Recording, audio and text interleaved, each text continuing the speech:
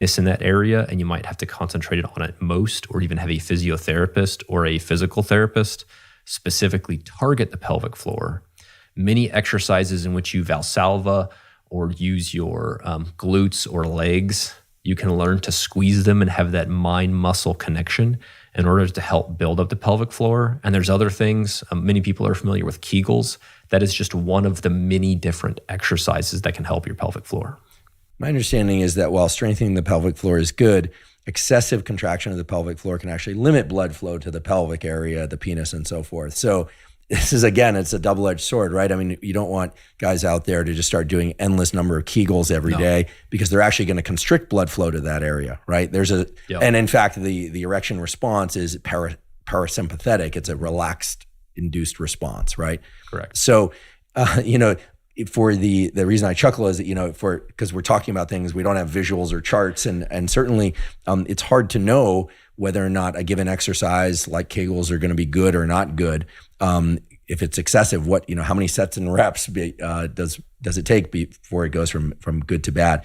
Is there a kind of general rule of thumb for people to think about this? I mean, clearly blood flow to that area is key, right, for sexual performance, and yet when one trains the legs or even walks, you're getting blood flow. So my understanding is that a combination of weight training to stimulate the positive hormonal and muscular and connective tissue growth is key, provides not overtraining, but so is casual exercise like walking and stretching and the sorts of things that will then return blood flow to that area. Is that an overly basic way to think about it, or will that suffice? I think that's a good way to think about it. I think the main point with Kegels is they're just one of many different things. So if you're having some pelvic floor pathology, certainly, or even just concerned about your pelvic floor, don't just take the advice, do Kegels and you'll be okay. That is not near enough. It's just one of the many aspects. Okay, so going back to the rapid Q&A, and then we'll come back to this issue of blood flow because there's some interesting science and protocols there. The question I have is, alcohol, does it increase aromatase, the enzyme that converts testosterone into estrogen, or not? And is there a dose dependence there? It significantly does. There is a dose dependence. In general, I would not recommend more than 3 to 4, standard drinks. One huge glass of wine is probably 5 standard drinks. Yeah. But I'd say every 2 weeks.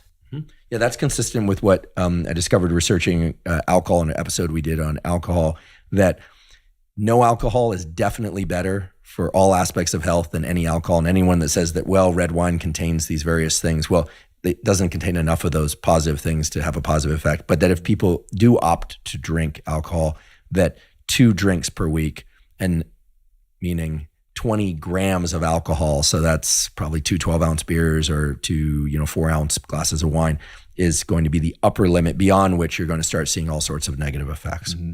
The other thing to keep in mind with alcohol is it has a lot of calories, 7 kilocalories per gram, almost as much as fat, which is 9.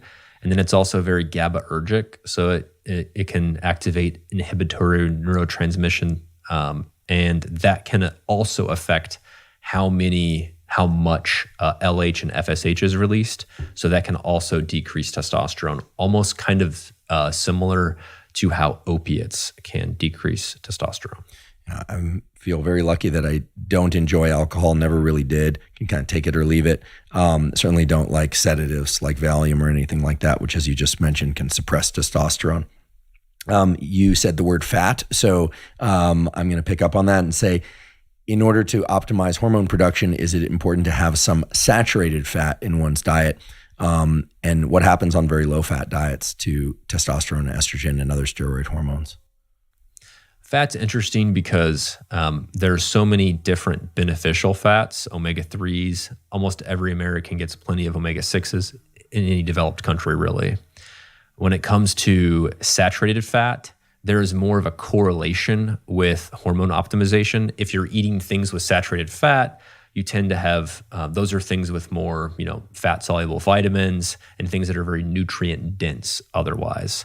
But it is not vital. In general, you want to eliminate any trans fat unless it's trans fat from the ruminants. There's always an exception to everything, right? So there is healthy trans omega-3 fats, which are formed in the stomach of like grass-fed and finished ruminants. But ingesting mostly olive oils, maybe nut butters in limited amounts because they're very calorie dense, but unless people are trying to increase their calories, in which case they're a great source of calories. Small amounts of butter or ghee, probably okay, but not excessive amounts. Is that Correct. the idea? Yes. Fat is perfectly fine. Cholesterol has an interesting, so cholesterol and in general phospholipids make the bilayer that's around the cell. But cholesterol is also a hormone in and of itself because it binds to the estrogen-related receptor alpha. So I consider that like in the estrogen receptor category. And that can help with metabolism, but also potentially have concerns for cancer and tumor risk. I want to go back to the prostate and talk to you about something that's kind of a newer emerging trend. I know that you've talked a little bit about this in previous podcasts, that a number of men, or I should say a number of physicians, are prescribing low-dose tadalafil, also known as Cialis, to their male patients. So in dosage ranges of like 2.5 milligrams to 5 milligrams per day, but not for erectile dysfunction, but rather for improving prostate health. And presumably they get sort of a boost in terms of blood flow to the genitalia as well. But again, not specifically a deal with erectile dysfunction, but to deal with prostate health and blood flow to the prostate. Is that something that you sometimes often prescribe to your patients, and of what age? Tadalafil is a very underrated medication. The age would kind of depend on the indication. So tadalafil is also a blood pressure medication. It can very slightly decrease blood pressure, especially at higher doses. At higher doses, a high dose would be 20 milligrams, not 2.5 milligrams.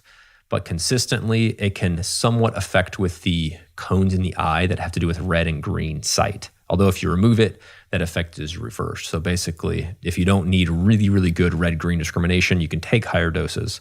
But in general, I recommend no higher than 10 milligrams a day, usually just 2 or 5 milligrams. One other benefit or other use of tadalafil is that it increases the density of the androgen receptor, similarly to L-carnitine. So that's an interesting benefit. Another benefit is that if you give it to people with nocturia, which is urinating at night in general, it will cut the episodes in half. So it could go from 2 to 1, which can make a big difference for your sleep, which will secondarily make a big difference for your growth hormone and testosterone optimization. Interesting. So you said 2.5 to 5 milligrams per day is kind of typical for these prostate enhancing effects. Yes. And you mentioned the potential side effects on adjusting visual perception. As a vision scientist, that rings in my mind. But in terms of red-green color discrimination, I'm guessing unless you're going to be a subject in one of the experiments in my lab, or you want to be a fighter pilot, chances are you can probably get away with a little less red-green color discrimination. Correct. It's not considered clinically significant unless someone is a commercial pilot. Great. So if someone's getting their like pilot exam, that's one of the things we look for. Okay, so commercial pilots aside, you might want to ask your doctor about low-dose tadalafil for sake of enhancing prostate health. Certainly monitoring PSA, prostate-specific antigen, is important. I can give an anecdote there. When I tried sermorelin, one of the surprising side effects that was not welcome was a dramatic spike in my prostate-specific antigen. No one could explain to me why that would happen, but when I stopped taking sermorelin, it went back to normal. So it's one reason I avoid sermorelin, at least frequent use of sermorelin. PSA should be kept below levels of, somewhere between 1 and 4 is considered healthy. Is that right? It depends on the age. If there's a 20-year-old, likely between 0 and 1. If there's a 40-year-old, likely between 1 and 3. And then if there's an 80-year-old, it would not be abnormal to have a PSA of 5 and have that be well within the reference range. Great. Another thing we should mention about PSAs, if you do take a 5-alpha reductase inhibitor like finasteride or dutasteride, often these will cut your PSA in half. So for example, if you have a PSA of 6 and you start finasteride or dutasteride and then you recheck it in 6 months and it's 6.5, that is a huge concern because that's actually doubled. I'm glad you brought this up because I almost overlooked the fact that I get a lot of questions about drugs to offset hair loss. Most of those drugs are going to operate through the DHT system, the dihydrotestosterone system, for the reasons we talked about before, DHT receptors being on the scalp and causing beard growth on the face. Is it the case that a number of people taking things like Propecia and other things to block the DHT or disrupt the DHT pathway are going to experience diminished sex drive, diminished kind of motivation and general vigor? And if so, are there alternatives like topical DHT antagonists that they might use if they want to keep their hair but not have those negative effects? The way that I think about hair loss is you have your fertilizers, and also known as growth agonist, and then you have your anti-androgens. Whether they're systemic or topical, there's both. But that's the general layman's way to think about hair loss. If you're only putting fertilizer in your hair, but you have androgenic alopecia or male pattern baldness, then those hairs will still miniaturize and eventually you'll still have loss. Such a great word, miniaturize. Yeah. It's enough to send anybody off to find a therapeutic, right? And by the way, it's difficult to tell if miniaturization is happening unless you have a magnifying glass. You can use I almost didn't know. Yeah. For a second there, I didn't know whether or not you were making a joke. You're talking about miniaturization of the hair follicle. Correct. Right? Okay. Yep. So what can reverse that miniaturization? That's just a fun word to say. I'm going to just keep saying it. Each individual has, again, we mentioned the androgen receptor. Males only have one androgen receptor gene. It's on their X chromosome.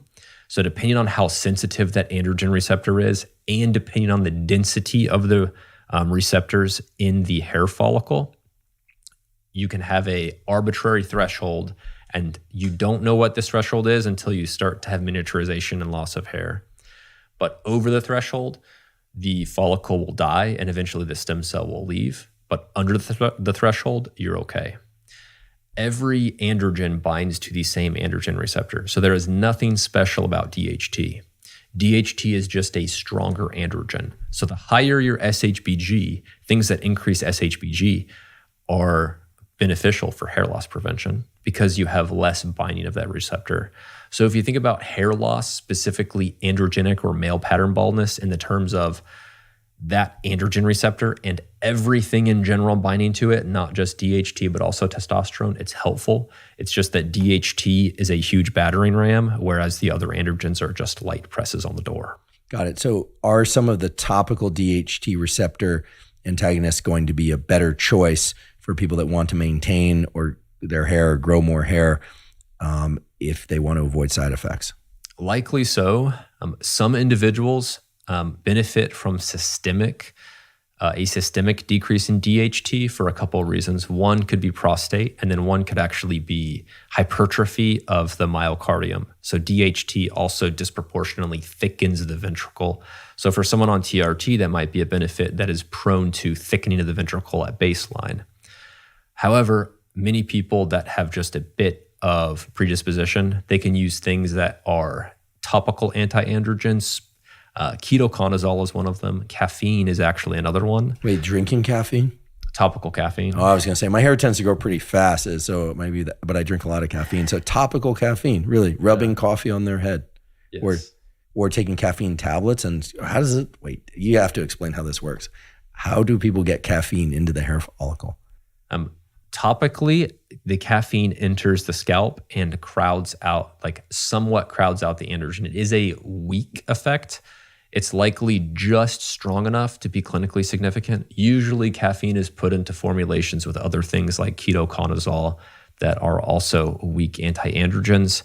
Of note, spironolactone can be prescribed topically, but it is absorbed systemically because of the size of the molecule. So unless your doctor specifically prescribes that for you, especially as a male, do not use topical spironolactone. Topical finasteride is also a smaller molecule, so it is also systemically absorbed, but it is not extremely well systemically absorbed. If you take topical finasteride, then usually your systemic DHT will decrease by about 30%. Topical dutasteride is likely a tiny bit systemically absorbed, but it's unique because its half-life is much faster at a lower dose. So topical dutasteride will not affect your systemic DHT at all. And I've seen this anecdotally on many people on topical dutasteride therapy. Okay, we're going to have to get you back on here and do an episode all about DHT and hair loss and hair growth. Is, again, not a topic that I focus on a lot for myself, but that I get a lot of questions about from men and women. One thing that we could mention, I got a ton of questions about turmeric and curcuminoids after last episode. Oh yeah, but I had reported my own anecdotal experience that taking turmeric really crushed my DHT levels, and I did not feel good. I mean, it crushed all sorts of positive feelings of vitality. The moment I stopped taking turmeric, felt great again. Many people report this. And the interesting thing about turmeric is most of its beneficial action, not all of it. Some people benefit from systemic turmeric, and some people that can tolerate it well, it's actually great for the prostate. But most of the action, it does not need to be bioavailable. It acts on the gut microbiome. So you can take turmeric, and if it is not absorbed, some turmeric is put in special formulations like micellar or liposomal or complexed, but a lot of it is put with black pepper fruit extract, which is also known as biopurine, which is actually also a 5-alpha reductase inhibitor, and it affects liver cytochromes. And so many supplement companies put this black pepper fruit extract, biopurine, in almost everything.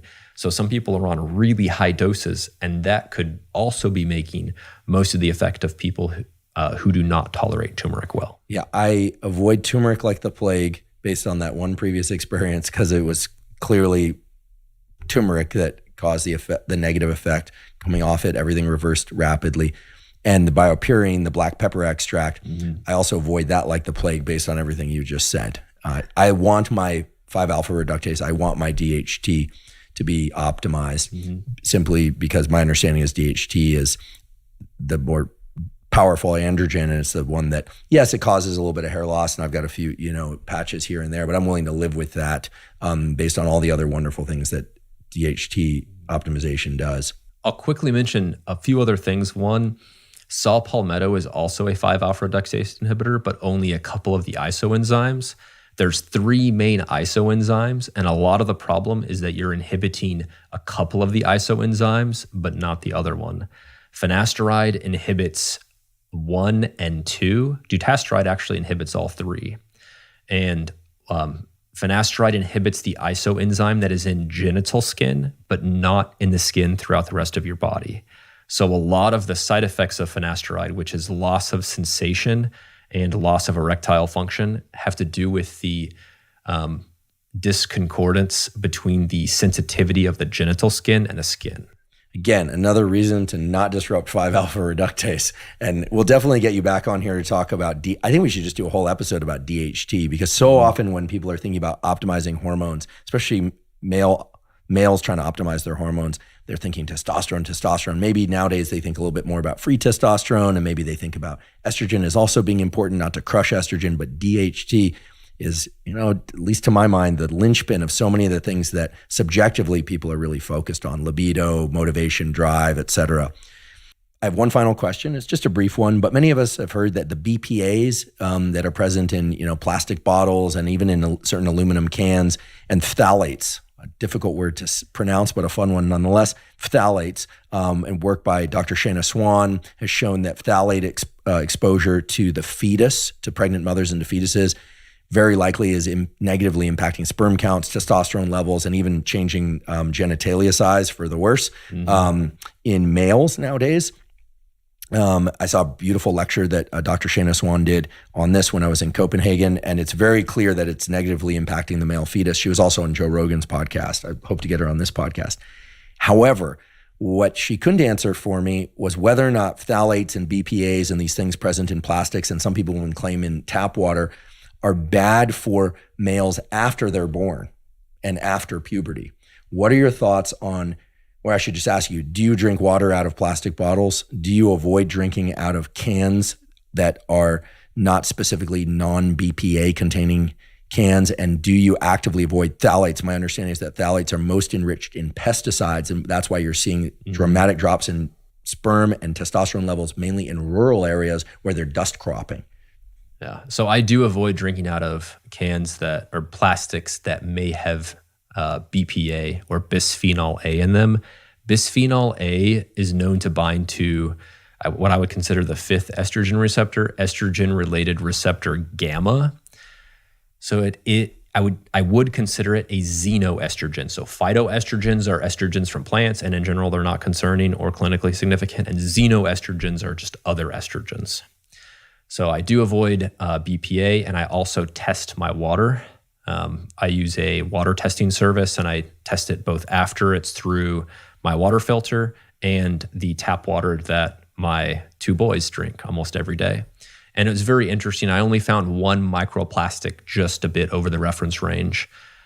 So it wasn't a terrible tap score, but even in developed countries, these are widely variable. As far as phthalates, again, very difficult and interesting to pronounce. But I remember learning about these because there was, I believe, a lawsuit that had to do with mac and cheese. And this was probably 5 years ago. And I was coming up with my list of each provider that does obstetrics has a list what to avoid for the pregnant lady. Sketchy deli meats or high mercury fish like swordfish and salmon. And I actually added processed mac and cheese to that list. Interesting.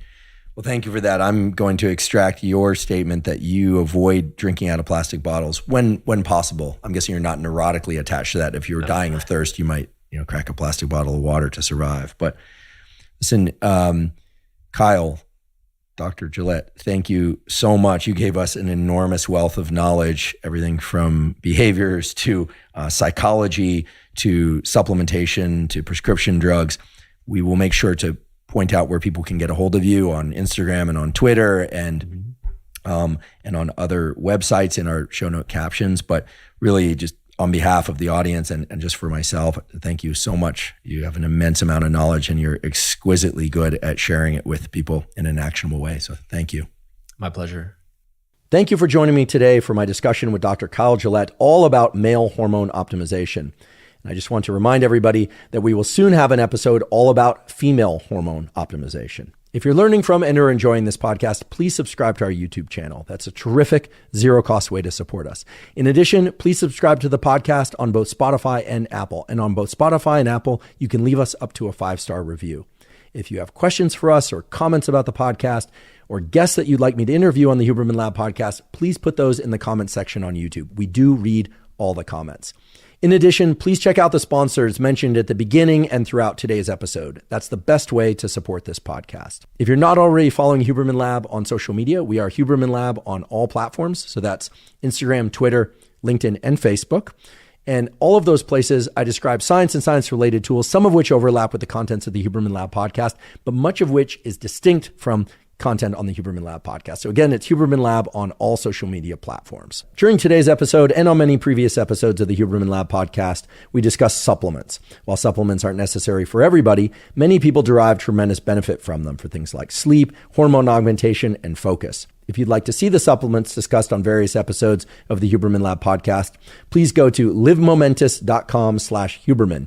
We partner with Momentous because they are of extremely high quality, they ship internationally, and they formulated supplements in the precise ways that are discussed as optimal to take for various outcomes here on the Huberman Lab podcast. If you haven't already subscribed to the Huberman Lab podcast newsletter, it is a monthly newsletter that includes summaries of podcast episodes as well as toolkits, all of which are completely zero cost. All you have to do is provide your email to sign up.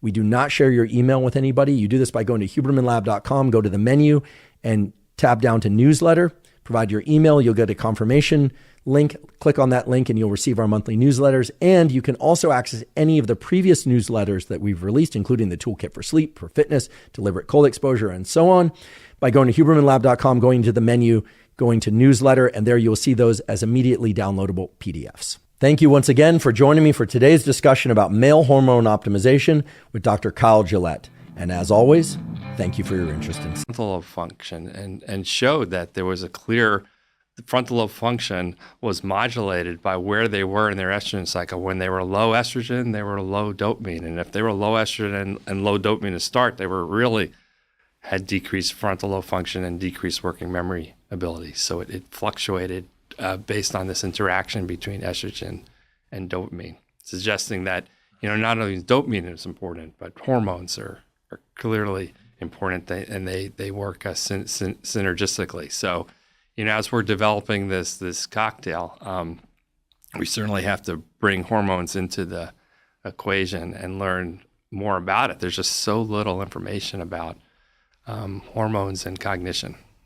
Yeah, one of the themes that's come out of some of the episodes we've done with MDs who specialize in endocrine health is that for both men and for women, optimizing estrogen levels is really important for cognition and vascular function. I think people mistakenly hear, okay, testosterone men, estrogen women. Obviously, both hormones are present in men and women. In fact, I think I know that testosterone levels in women are actually higher than their estrogen levels when you sort of use the same units of measure.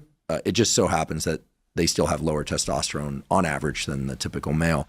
But that men whose estrogen levels are too low suffer cognitive defects and vascular defects. So this idea that more testosterone, lower estrogen in men is the ideal, right? And it just doesn't hold. Right. It doesn't hold. I mean, unless you want to be dumb and have a heart attack, it just doesn't hold. Very interesting. Do we know what estrogen's doing there? Is it's specifically raising dopamine? We don't have to get into the synaptic biology, but yeah, it's so interesting. It's actually boosting dopamine activity. So it's making more dopamine available. Yeah.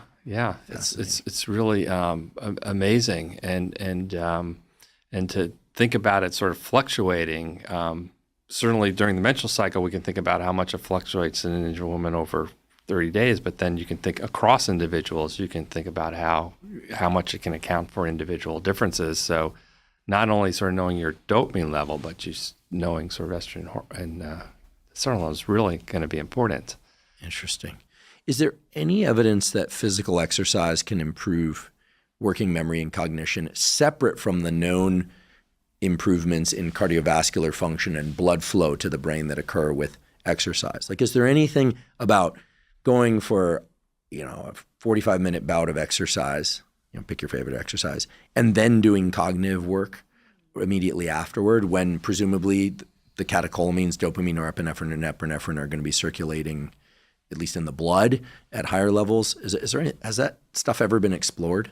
In all of the groups around the country that are trying to develop cognitive therapies, they often use aerobic exercise as another type of therapy. And so, for example, the group at University of Illinois, Champaign, Art Kramer's group, has done aerobic exercise quite a bit, and they can find it just as effective as cognitive therapy in improving executive function, just straight up aerobic exercise. Wow. And so, the hard part in the real world is how do you get, a 7 or 8 year old, to do the kind of aerobics but now with, recumbent bicycles, and now there has been studies with 7-year-olds with just putting them in, mostly with recumbent bicycles, is sort of designing. We have to think about ways to design exercise that can get aerobics up. But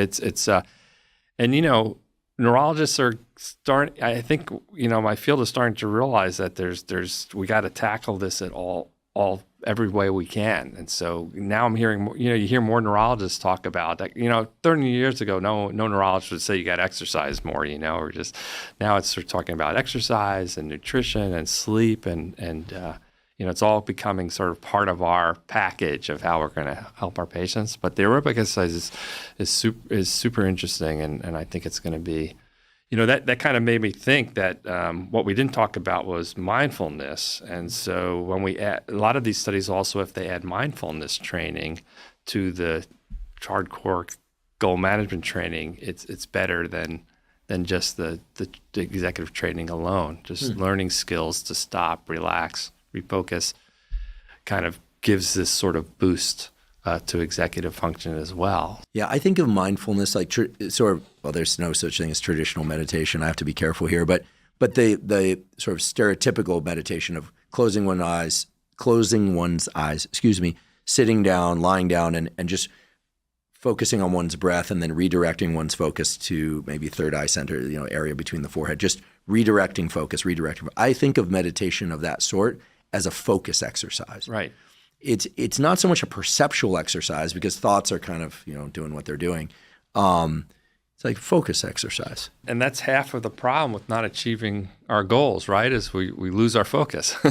And so building into sort of strategies to main focus, to stop and relax and refocus is an important strategy for boosting executive function. So, and it doesn't seem to matter what, I know there's all different flavors of mindfulness, so we just happened to use one when we were studying it. It doesn't yet, I don't think we know enough about how we should tailor the mindfulness, but most forms of mindfulness will work of the type you're talking about. That's similar. What I described is similar to what you guys explored. Exactly. Yeah. I mean, it's amazing to me, 20 years ago, if somebody wanted to talk about neuroscience and mindfulness on a major university campus, let's say Stanford or Berkeley was probably a little bit more tolerant of these ideas at that time, just given the kind of culture.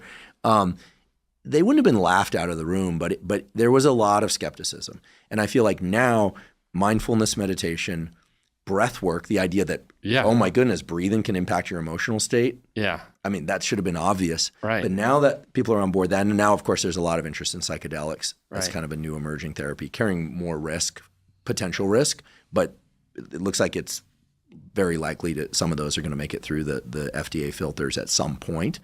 But the conversation we're having now, a neurologist and a neurobiologist talking about mindfulness, nutrition, we're talking freely about nicotine. We're not suggesting people do that. Bromocriptine to optimize cognitive function. I mean, this conversation would have never happened 7 years ago. No, it's just the field has changed. Yeah, I hear neurologists talk about it all the time. Do you try mindfulness? And if you do, does it make your day? Do you feel like you perform better that day? Yeah, thanks for asking. There are two forms of yes. The short answer is yes. There's a very specific practice that I've used since 2017 that's really benefited me so much, which is what I call it non-sleep deep rest, but it's based on a practice called Yoga Nidra, where you just lie down, and it's these are free audio scripts online. We can provide links to these. And you go through a body scan, and you do some long exhale breathing, which emphasizes the parasympathetic, aka relaxing aspect of the autonomic nervous system. I know you know this. I'm saying that for the audience.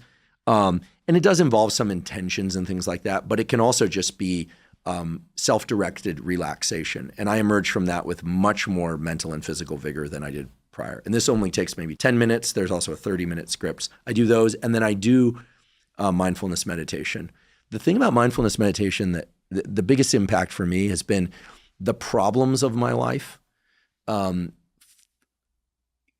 get a different perspective.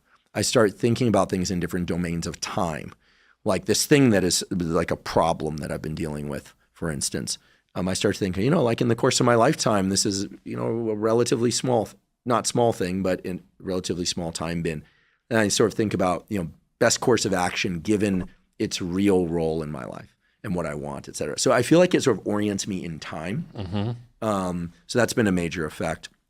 For focus, the best tool I know is to, put the phone in another room. Right. But that's kind of a don't. And I know our friend Eddie Chang, neurosurgeon, chair of neurosurgery at UCSF, he's big on mindfulness meditation. So do you meditate? No, I think that's one of the things when we were talking about what should we do besides reading fiction. I think that should be on my list because I guess it's just amazing that the patients tell me about it and what we've seen from our studies. A lot of this, like again, I was saying before, is if we had some measure of brain health that we could see the impact of it would sort of push us towards probably doing it more. I think another thing that we didn't sort of talk about, we talked a little about with dopamine, is are there other kind of brain states that sort of predict how you're going to respond to these therapies and how if you're going to benefit from them and we've done a lot of work with sort of measuring sort of the large scale organization of the brain and brain networks, and that's sort of very popular idea in neuroscience today, sort of moving away from sort of what is this. We've talked a lot about what the frontal lobes do, but the frontal lobes are part of these networks in the brain, and really sort of the state of your networks is really an important factor as well, in addition to sort of your sort of neuromodulation, sort of neurochemical profile. Yeah, tell me more about this. I mean, you actually preempted my next question, which was going to be, and this is my favorite question to ask. Carl Dieseroth taught me to ask this way back when.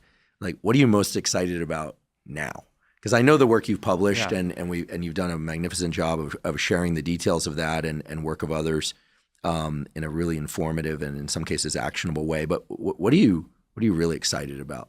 Like if there were no financial barriers to your grants, et cetera. You had 1,000 people working. What's the thing that's hitting your dopamine circuits these days? Yeah. Well, in the grand scale, I'm excited that things that we've learned over the last 30 years, not just in my lab or your lab or anyone's lab, is actually now being translated to actually helping people. I mean, when people ask me what I do, I say I'm a neurologist, because that's at my core what I feel I am, and I feel I got into this business to help people. And so it's when you work for years and years and years, and it doesn't translate, it can be frustrating. But now I'm excited that it seems that the things we've learned, that all of us have learned in neuroscience, is starting to now translate into something. And in neuroscience, what's happened in the last 10 years is we're thinking of the brain and in a kind of grander scale, is sort of its overall organization, and not so focused on just this area or that area. When I talk about the frontal lobes as being the most important part, the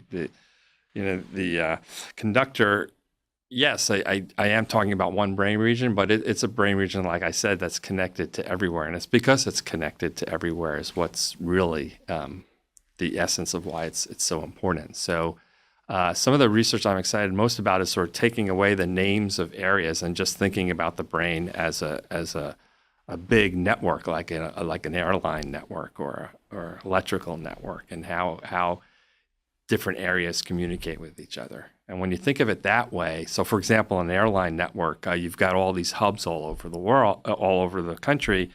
In the United States, for example, you've got Chicago is a hub, and there's other hubs, Milwaukee or Cincinnati, but they have very different functions in the network as a whole, right? If you're trying to get from New York to San Francisco, which happened to me many times, even though you're not going through Chicago, if Chicago's shut down, you're probably going to get delayed because it just has this huge impact on the whole system.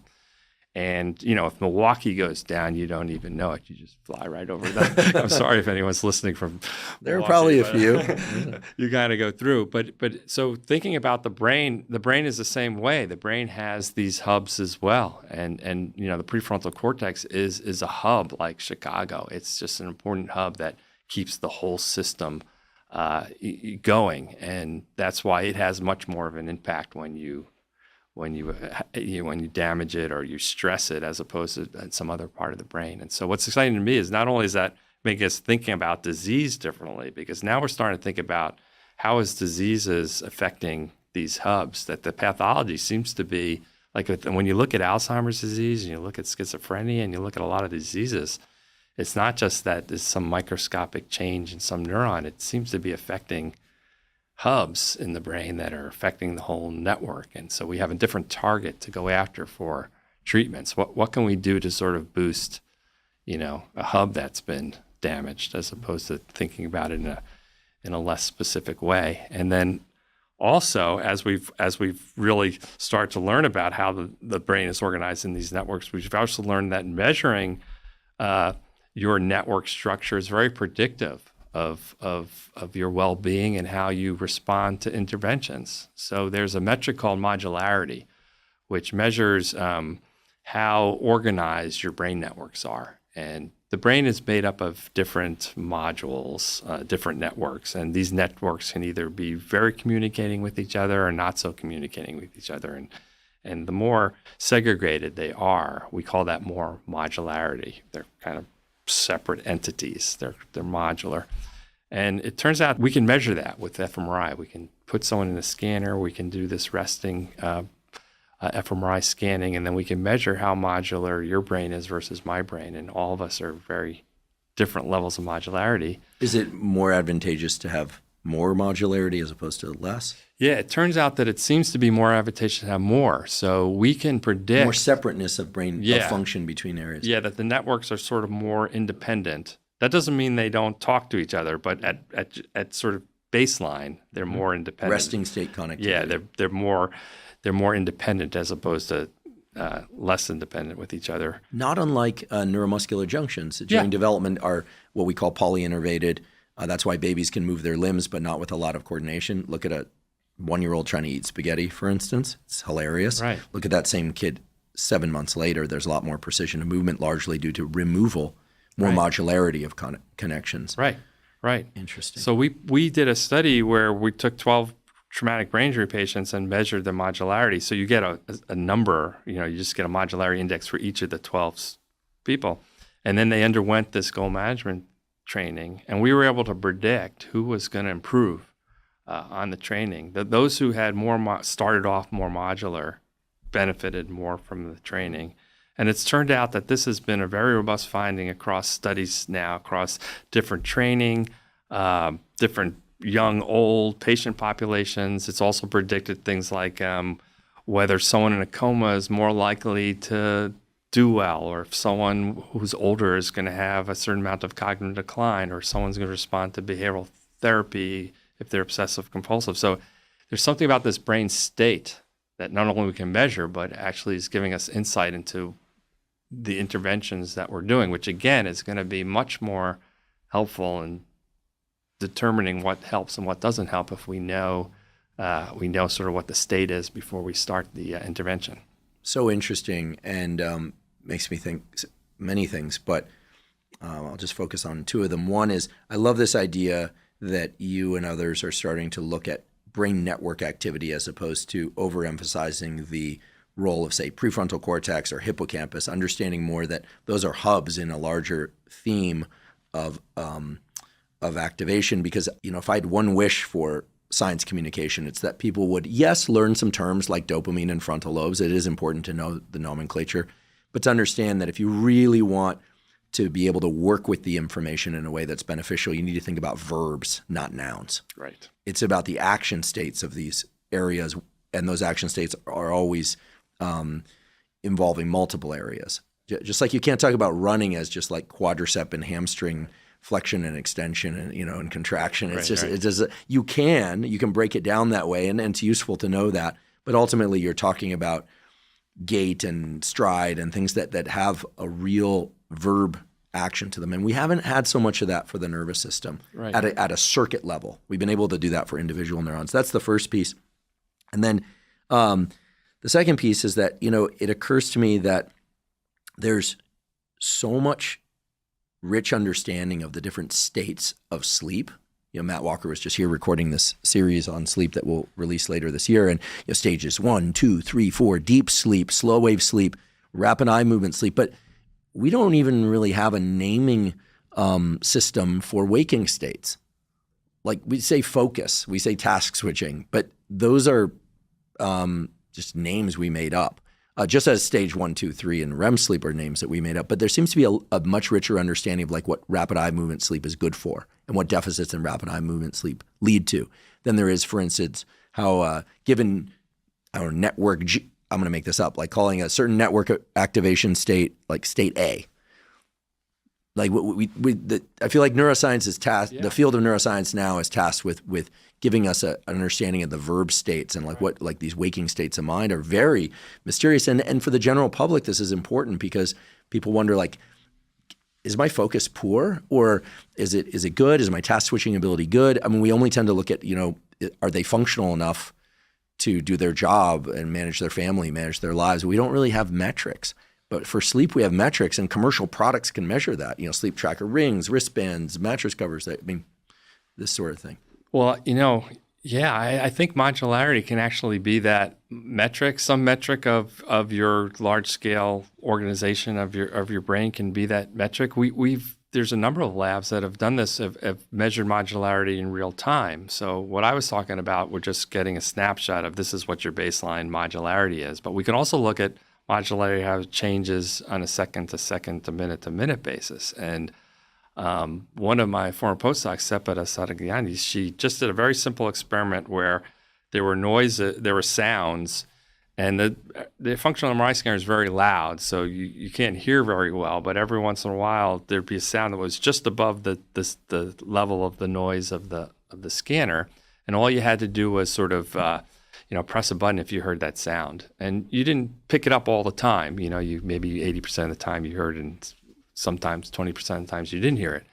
Well, she measured their modularity on a moment-to-moment basis, and she could predict if they were going to get that, if they were going to be correct or not, and correct the sound before they got the sound. If they were highly modular, boom, they got it. If their brain had gone into this kind of, diffuse, less moderate state, they missed it. And so I could definitely see, as you're talking about, where if we could develop a modularity metric in real time on a device, this would be game changer. And that's sort of what what I've been interested in do. What excites me is that we're not going to do with a scan. Obviously, you can't walk around with a scanner in your head, right? And even I don't think you could even do with the EEG. I think, can we develop a proxy for modularity with some more simple way of doing it? Can we extract this maybe out of heart rate variability or for oxygen?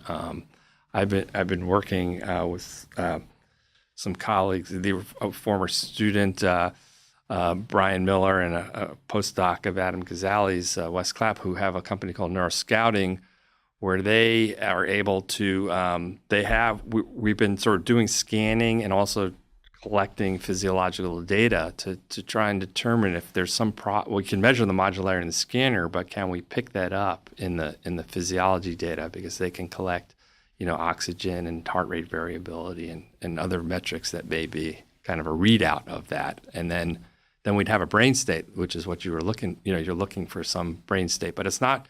I think people are thinking we need a helmet or something like that. We need just something simple, right, that reads out brain state just the way we read out other physiological information from our watch or something like that. Well, the sleep trackers of various kinds have certainly been able to pull out information about rapid eye movement and other stages of sleep. I mean, key metrics, not every metric, and not what you would get with a person wearing a EEG, probe or something, or, set of probes, but certainly information that can be used. One thing that has me a little bit perplexed, and I'm almost reluctant to bring it up, but I'm going to do it, is that I did a couple episodes about psilocybin and the use of psilocybin for the treatment of depression. This is Robin Carhart-Harris from UCSF, and I also did a solo episode emphasizing, of course, this isn't recreational use we're talking about for treatment of depression. But there's a lot of neuroimaging about of patients before and after macrodose psilocybin, and this isn't microdosing. And one of the major takeaways is increased resting state connectivity, which by virtue of what you just described might not be ideal for cognitive function. It might be good for social emotional function, and I certainly don't want to disparage the beautiful work that's being done there, but you said that increased modularity predicted improved function, especially with cognitive interventions. Psilocybin seems to induce fairly significant increases in cross-modal talk between brain networks. In other words, less modularity. So should we be concerned? No, it's just it has to do with how we make these measurements, and connectivity doesn't mean the same. There's different types of connectivity, and so I like to. When I think about connectivity, we talked about this connectivity of brain state and versus a brain trait. So when we're talking about you being highly modular as a trait, that's very different than what your modularity is like in different states. It actually turns out when you do these highly executive demanding tasks, you get less modular because you have your networks are communicating with each other. So it's important for networks to get less modular when it's a more demanding task. But that's very different than what's your baseline modularity. I see. Because you got to get from your where your baseline is to this other state, and a lot of it has to do with like going from one state to another, not so much sort of the absolute sort of differences. So that's interesting. I didn't know about those results, but it's interesting that it does affect sort of connectivity in that way. I think the drugs that are going to be helpful are going to promote sort of networks talking to each other as opposed to networks not communicating with each other. In your clinic, do you ever combine drug therapies, cognitive training, and things like transcranial magnetic stimulation? Do you use stimulators? Yeah. So I think, I have a lot of patients that I've referred for its approved use, which is depression. So I'm very excited about sort of the work that's being done with it for depression. But we haven't really had any improved anything that's been for for cognition. So there are a bunch of studies, anecdotal small studies, where you can give transcranial magnetic stimulation of the frontal cortex and working memory improve, but they really haven't been done in ways that we don't know if it generalizes, if it's going to be how, the way it's been done in depression in a way that can really be. But again, it's just a matter of doing it. I think it will be part of the things we do, drugs, TMS, and all the other things we've talked about. It's not just going to be one thing. And it gets back to networks, right? What this is doing is really changing how nodes, the interaction of regions. It's not about sort of just increasing or decreasing activity in some mysterious part of the brain. It's just sort of restoring the balance of a network. Well, Mark, I just really want to thank you. You've given us an amazing tour of basically 5 fields. I threw a lot at you, as a neurologist. By the way, I'm slightly reluctant to do this, but I'm going to tell you a joke that was told to me. So that there are these people stranded on an island, and they're really stuck, and they're running out of resources. And by the way, this joke was told to me by a physician. And all of a sudden, this hot air balloon comes over, and they're like, "Oh my goodness!" So they write "help" in the sand, and they, hot air balloon comes directly over them, kind of descends almost to them, and then someone in the hot air balloon says, "I'm doing the measurement, and it's exactly 76 feet down to those people." And then the hot air balloon takes off and goes away. And the people on the beach, one of them's a physician, and he goes, "Those were neurologists." I tell that joke because that was the old school view of neurology, that neurologists were great at describing things, talking about the terrible conditions they could observe in great detail, but that they did not do anything about it. You, on the other hand, and I'm guessing others in the field, but certainly you, have proven today that that joke needs to be revised, whereby there's at least one neurologist who casts a line down and shimmies down and assists them and pulls those stranded people on the island up to the balloon. Because today you've described the underlying nature of some of these things, like working memory deficits, traumatic brain injury, concussion, Alzheimer's, Parkinson's. Again, I threw a lot at you, and you responded in thorough, clear detail. But also a number of things that clearly can assist in these situations, such as bromocriptine, mindfulness, exercise, and really as an exploration of what can be done, interventions. And so, for all those reasons, and for tolerating this terrible joke that I just told, I want to say thank you, because I've learned a ton, and I know the audience has learned a ton, and much of what we've learned has us looking in the directions of possibility to alleviate these situations. And as you point out, for the already healthy, even to optimize brain function and health. So for all of that, thanks for sliding down the rope to the island. Well, I'd say, on behalf of all the neurologists in the world, thank you for appreciating what we do. It's just so important to try and get this message apart. Like I said, with patients, we just try to have them understand what it is that they're going through. And I think today patients have to really be advocates for themselves. And so I think the more they learn about all of these possibilities, the more they can go back to their doctors or whoever and try and ask for, what about this? What about that? Do you think this would help me? Because we have to be advocates for our own health. And the only way we're going to do that is just make people understand what it is that the possibilities are. So thank you. It was a lot of fun. It was a great time. Well, amen to all of that. And hope to have you back again. Thanks so much. You're welcome. Thank you for joining me for today's discussion about the brain mechanisms of cognition and memory, and how to optimize cognition and memory with Dr. Mark Esposito. To learn more about Dr. Esposito's work, please see the links in the show note captions. If you're learning from and/or enjoying this podcast, please subscribe to our YouTube channel. That's a terrific zero-cost way to support us. In addition, please subscribe to the podcast on both Spotify and Apple. And on both Spotify and Apple, you can leave us up to a 5-star review. Please check out the sponsors mentioned at the beginning and throughout today's episode. That's the best way to support this podcast. If you have questions or comments about the podcast, or topics or guests that you'd like to suggest for the Huberman Lab podcast, please put those in the comment section on YouTube. I do read all the comments. Not so much on today's episode, but on many previous episodes of the Huberman Lab podcast, we discuss supplements. While supplements aren't necessary for everybody, many people derive tremendous benefit from them for things like improving sleep, for improving hormone function, and for improving focus. To learn more about the supplements discussed on the Huberman Lab podcast, visit Live Momentous, spelled O-U-S, so that's livemomentous.com/Huberman. If you're not already following me on social media, I am Huberman Lab on all social media platforms. So that's Instagram, Twitter, now called X, LinkedIn, Facebook, and Threads.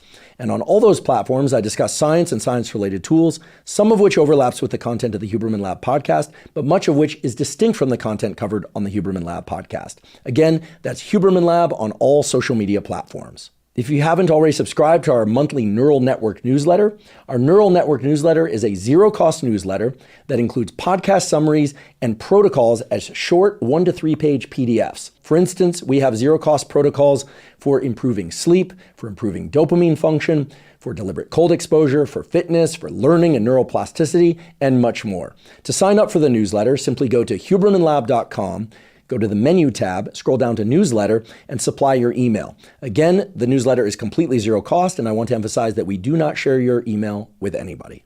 Thank you once again for joining me for today's discussion with Dr. and Professor Mark Esposito. And last, but certainly not least, thank you for your interest in